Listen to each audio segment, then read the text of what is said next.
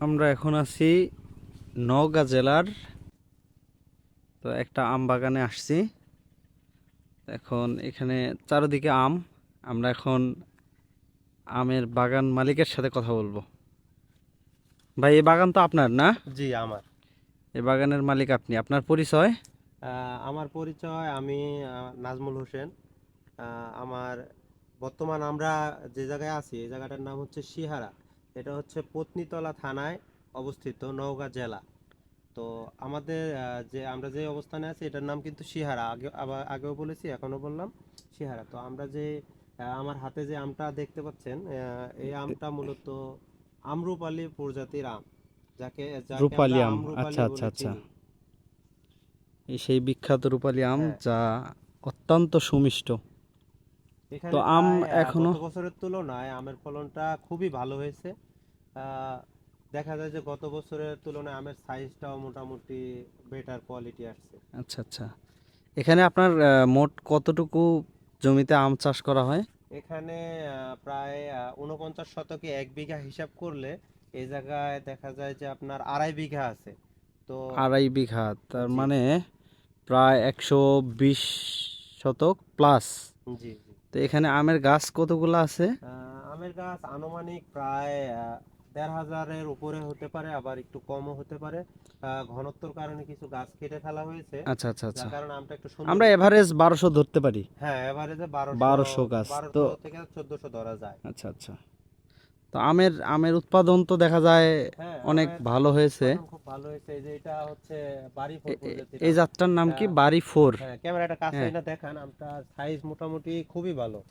হ্যাঁ, মানে হ্যাঁ, গত হ্যাঁ। বছরের আমের তুলনায় সাইজ আমের সাইজটা মনে হয় এক খুবই ভালো একটা হয়েছে। আম প্রায় প্রায় 500 গ্রাম। 500 গ্রামের কাছাকাছি 500 হবে। গ্রামের কাছাকাছি হবে। আচ্ছা, আচ্ছা। তো এখানে 120 শতক প্লাস জমিতে আপনি কত মনের আশা করতেছেন ফলন? আহ, এটাতে আমার ওইরকম একটা ধারণা নাই, তবে আমার বাবা বলতে পারবে। আচ্ছা, আচ্ছা, আচ্ছা। আপনার বাবা পরিচর্যা করে বাগানের? জি জি। আচ্ছা, আমরা সামনে দেখতে পাচ্ছি একদম নিচে আম। এই জাতটাও তো আমাদের এটাও রূপালি, আমাদের অতি আম্রপালি। চেনা আম্রপালি আচ্ছা, আচ্ছা, আচ্ছা। প্রজাতির আম। দর্শক দেখা যায় যে দেখুন আমের ভারে আমের দেখেন, ডালটা কিন্তু চারিদিকে নিচে আম এসে আর আম। গেছে। হ্যাঁ, হ্যাঁ, হ্যাঁ, আমের হ্যাঁ। ভারে এটা কিন্তু আরো উপরে থাকার কথা। আচ্ছা, আচ্ছা। এখানেই তো কমপক্ষে 3-4 কেজি আম আছে। হ্যাঁ, তো এইটুকুর এক একটা মধ্যে গাছে আমরা মিনিমাম আশা করতে পারি 3 কেজি আশা করা যে যায়। প্রতি গাছে প্রায় প্রতি গাছে প্রায় 30 30 থেকে কেজি 40 কেজি আশা করা যায়। 40 কেজি। আচ্ছা, জি 40 কেজি ইন্টু 1200 বা 1000-ই ধরি আমরা। কিছু কিছু গাছে হয়তো বা কম আছে। তো 1200 মন। বর্তমান বাজার দর কিরকম? বর্তমান বাজার দর গত বছরের তুলনায় অনেক কম, তুলনামূলকভাবে অনেক কম।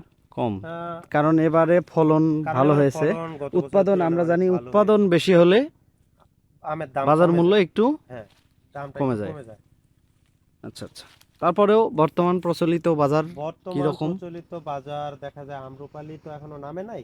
যখন নামবে তখন আম্রপালির দামটা বলা যাবে। বর্তমানে যেমন খিরসাপাতি, তারপরে আপনার আপনার নাকফজলি, আরো মোহনভোগ, আরো অনেক ধরনের আম নামছে কাছ থেকে, যেগুলার বাজার মূল্য বর্তমানে অ্যাভারেজে 2,000 বা 1200-1300, এরকম 2,000-এর নিচে বা 2,000-এর রূপালী উপর। জাতের আমের তো চাহিদা বেশি, হ্যাঁ সুতরাং হ্যাঁ। এটার বাজার হয়তো একটু রূপালী জাতের ভালো আমের পাবেন। খুব চাহিদা বেশি হওয়ার মূল কারণ হচ্ছে এই আমটা প্রতি বছর এটা বাইরের দেশে আমাদের ইনপুট করা হয় আচ্ছা, আমটা, আচ্ছা।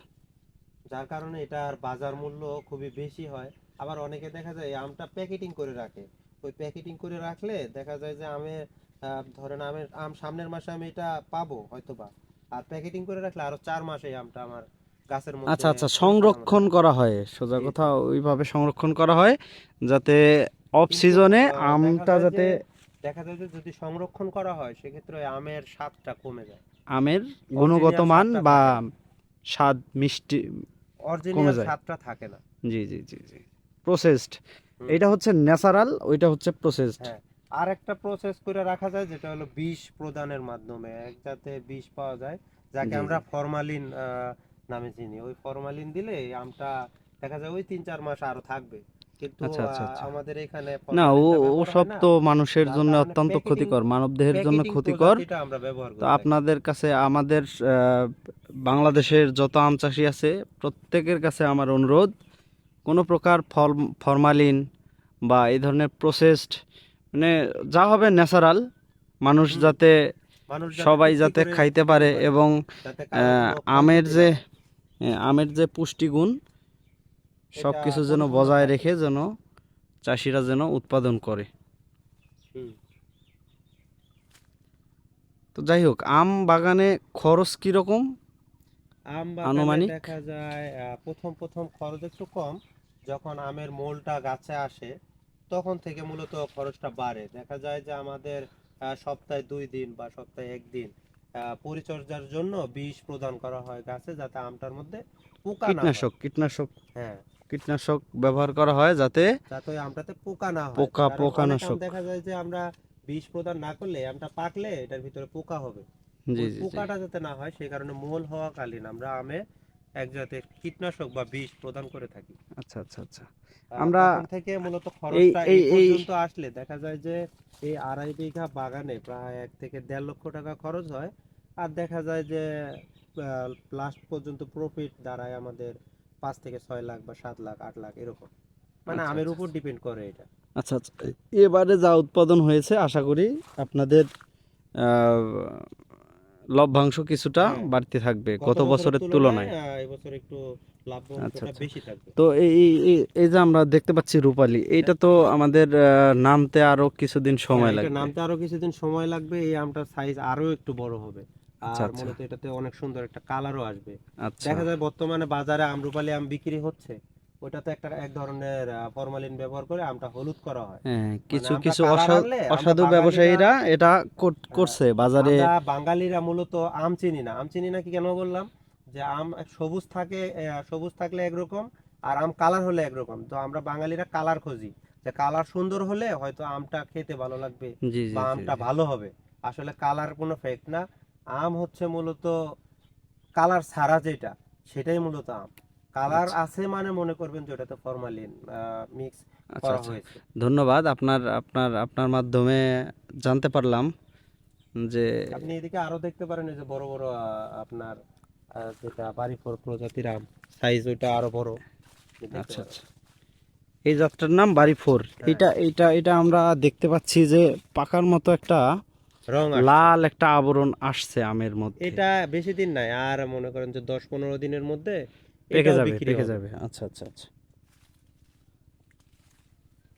এই আমটার সাইজ মোটামুটি ভালো, ফলনও খারাপ না, ভালোই।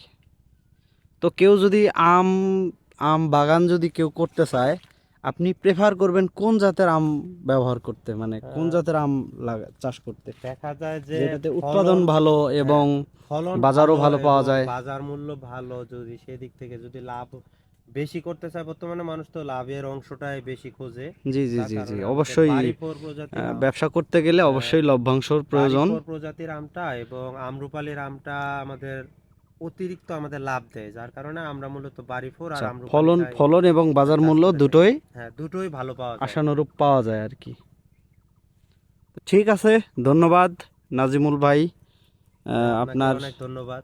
আপনার তথ্যবহুল ভিডিও আমাকে প্রদান করার জন্য আপনাকে অসংখ্য ধন্যবাদ।